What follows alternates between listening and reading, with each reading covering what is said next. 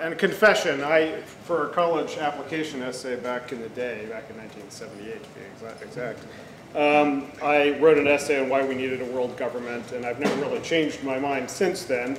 And so basically I'm going to be making a proscriptive talk here about why we in the catastrophic risk assessing and mitigating community, such as we exist, need to be taking more seriously global governance. I think there's a strong libertarian bias in this community, which has resulted in statements like the one Anders said this morning, which is the risks of government are quite severe. And yes, there are risks of government. There are also risks of anarchy. There are risks of having too little governance. There are risks of having the wrong kinds of governance. And I want us to take a very serious look at the existing institutions of global governance, transnational governance, and the ways in which they play into mitigating the kinds of risks that we're trying to talk about. So first, just a quick overview.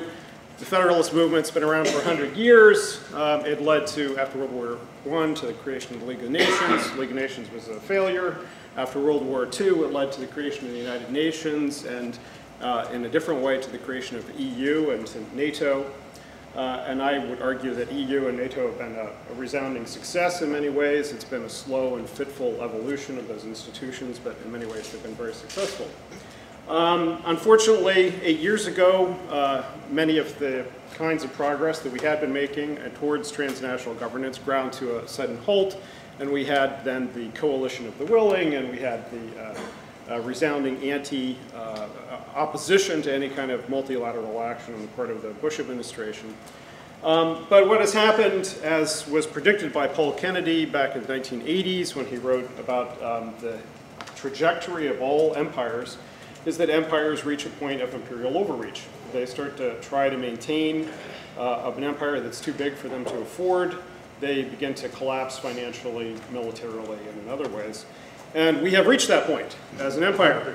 We have been spending $1 trillion trying to find weapons of mass destruction and establish democracy in Iraq. And at the same time, our economy's been falling apart. And we're not going to be able to do it anymore. And I think there's a widespread recognition around the world and among policy elites that we need a new multilateral order that's not Pax Americana, that's not the US Marines as the global policeman, that is some kind of new way of establishing this global order. And thank Gaia, we just had an election which has given us at least an opening for a discussion about such a new type of order, which is that President-elect Obama hopefully will have a foreign policy that will facilitate such a multilateralism.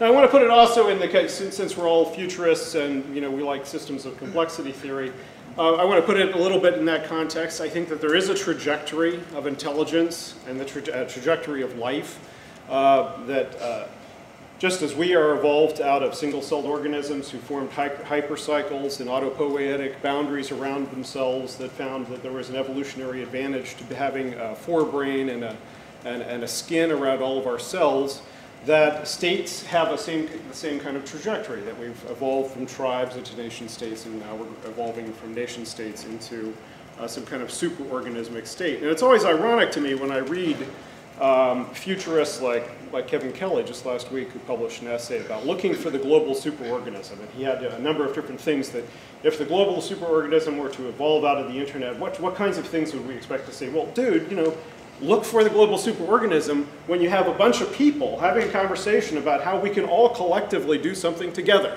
such as, for instance, mitigating global collective risks. I think that institutions are superhuman organisms of a sort. They have memory, they have intentionality, they have self-reproducing capabilities, and so on.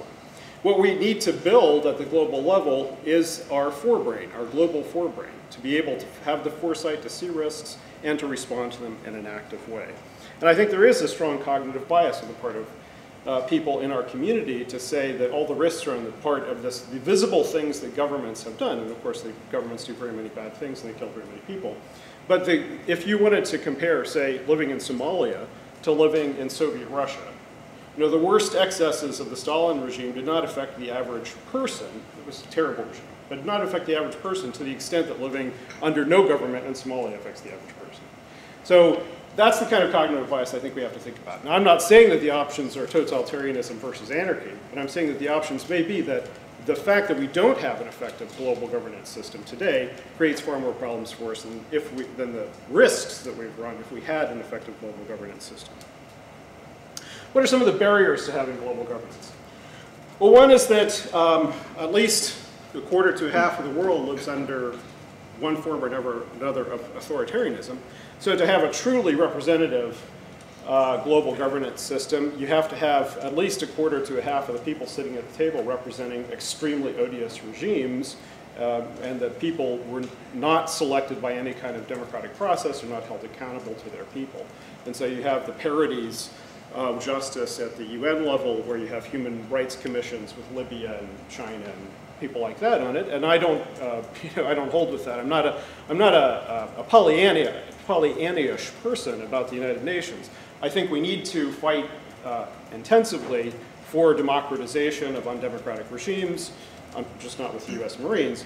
But we need to democratize undemocratic regimes. We need to have support Chinese democratization, and I think those things will probably come about in due course.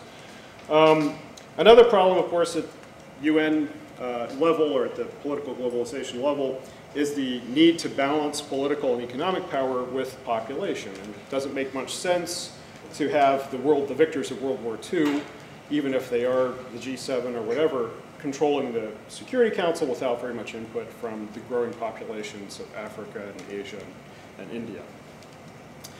We need to reform global institutions to ensure their legitimacy, and there are many different ways in which the UN has fallen down in terms of legitimacy.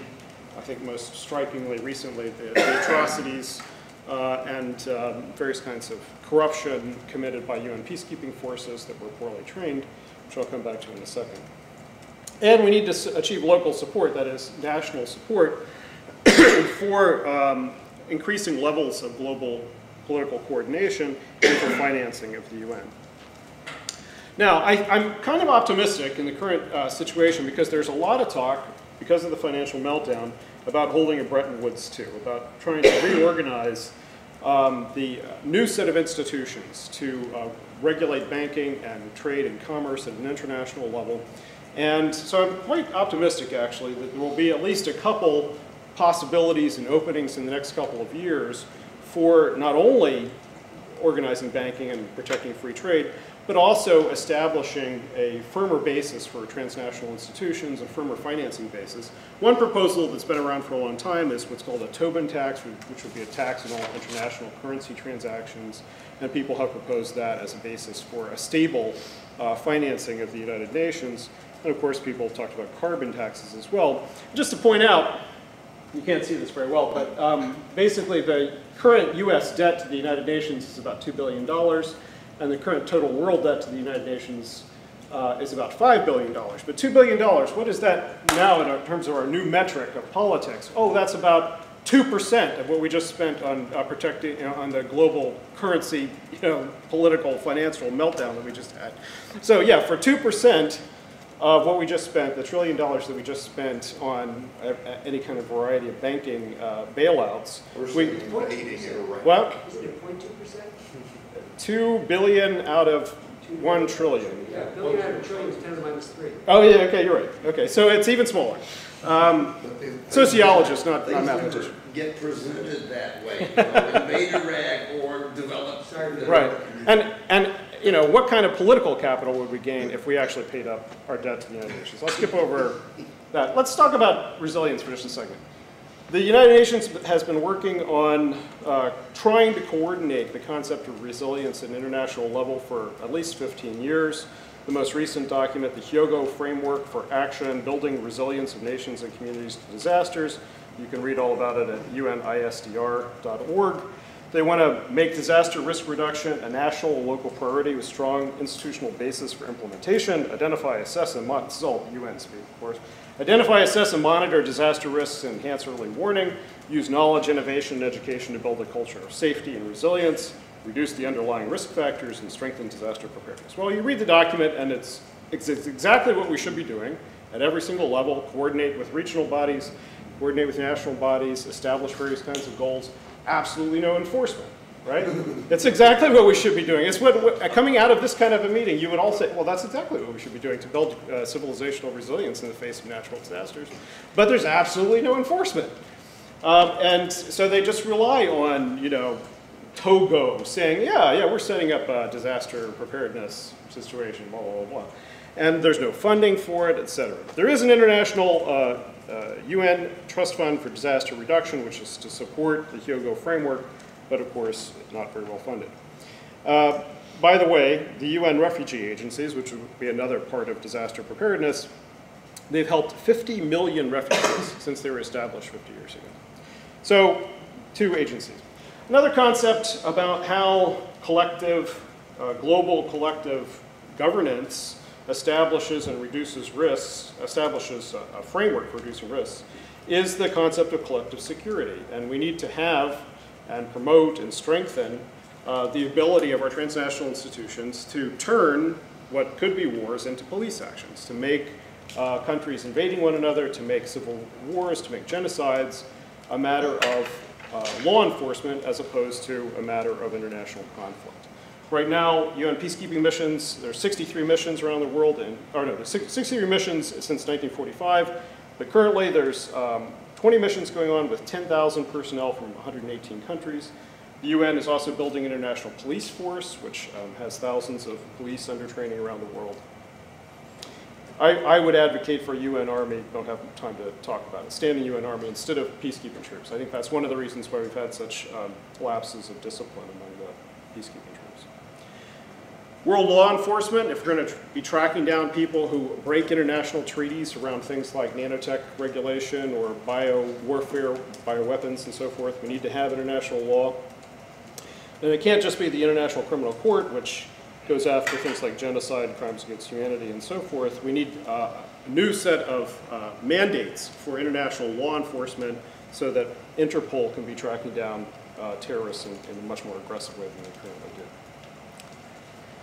We need, and of course, you know, who am I to say it any better than Einstein said it, or Oppenheimer said it, or any of the other people who ever argued that we need world government in order to confront the threats of world destruction from weapons of mass destruction. But we have a number of treaties. We need to get the United States to sign on to some of them and enforce others of them. We need to have, you know, if you think back to the history of what happened around Iraq, we were at the brink of having the IEET, we were talking about sending in 50,000 international troops, maybe from NATO, maybe from other places, to back up the IAEA and the inspection teams in Iraq before the United States invaded. And of course, the Bush administration wanted to invade Iraq, so they didn't want to talk about those options. But we were at the point of actually talking about backing up the International Atomic Energy Agency's inspections and the other UN treaty verification teams in Iraq with troops. And if they had actually done that, they wouldn't have found anything. We now know, right? So if we'd actually been able to do that, to use force to back up these international treaties, we wouldn't have found anything and we wouldn't have occupied Iraq. Now, whether that in the long run turns out to be a good thing or a bad thing, who knows? But I know we just spent $1 trillion on it. We need to have regulations at an international level about synthetic biology, right? With nukes, you can detect from space or you can detect relatively easily production facilities. With synthetic biology, it may be a room, you know, a quarter of this size. You could be building potential weapons of mass destruction. We need to have new international conventions to regulate synthetic biology. George Church has made such proposals. The National Academy of Sciences has made proposals about how we could have licensure for people who are going to be dealing with DNA printers, who are going to be dealing with the equipment that facilitates the creation of pathogens, and how we could have GPS codes on each one of them, how each one of them could be strictly surveilled and monitored around the world. And that's going to require some global cooperation. I think that one of the things that we're going to need as climate change begins to radically undercut global food production is we're going to need dramatic development, technology transfer, and implementation of drought-resistant, climate-hardy crops around the world.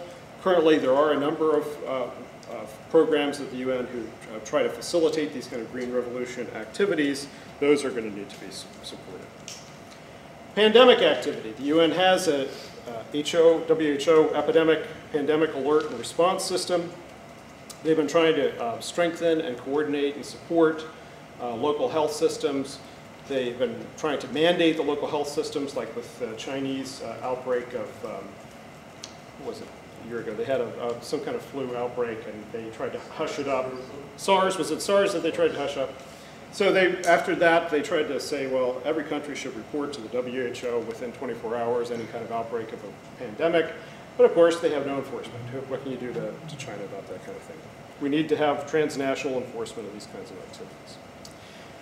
NEOs, Near-Earth Objects, the Association of Space Explorers, and those of you who are more clued into the space community, is that a pretty powerful group? It's like all the astronauts, or the astronomers around the world. Everybody. So they've been lobbying for the UN Office for Outer Space Affairs to have a mandate to be in charge of the detection and the management of the NEO activity. And I guess you've been working with that. So right on. I'm all for it. Another direction that our space, globalization of space needs to go is we need to demilitarize U.S. space policy. Have any of you ever read the U.S. Space Command mandate that the Bush administration published a couple years ago? It basically says that the U.S. needs to militarily dominate space. And when you make that a foreign policy goal, well, then you get reactions like China saying, no, I guess we're going to go and dominate space, and we're going to go and dominate the moon. And you know, they just spent $600 billion on their economic stimulus plan, and I bet you a little bit of that's going into their space program as well. So I think that the prospects for international conflict around space are quite severe, and we need to demilitarize space, and we need to do that partly by getting everybody on board for the Outer Space Treaty or some future version of that, forbidding the militarization of space and promoting cooperation in space, and around ideas like regulating space junk. I mean, the more tin cans we have in our orbit that are spinning around at, what, 10,000 miles an hour or whatever they spin around at, the harder and harder it's going to be for anybody to get off the planet. So the regulation of space junk, satellites, weather manipulation, like Josh was talking about, all of these are things that should be worked on. Unfortunately, there's this little group now called the Global Exploration Strategy Group, which involves a lot of the spacefaring nations that have been trying to talk about different kinds of cooperative space ventures that can be engaged in, such as robotic exploration. Here's a speculative one for my futurist friends. There's also discussion about what kind of protocols we should have for if we figure out that there is extraterrestrial intelligence, study the search for extraterrestrial intelligence. If you figure it out, who should you tell? Should it just be the president? Should it just be the premier? Or should it be the UN Secretary General? And who gets to decide how you respond? So say like in Contact, they beam down, you know, here's how to build the machine that will allow you to communicate with us on a regular basis. Who gets to decide whether we respond to that or not? You know, that's a pretty important question. I think it could be, in fact, an existential risk question if you're paranoid.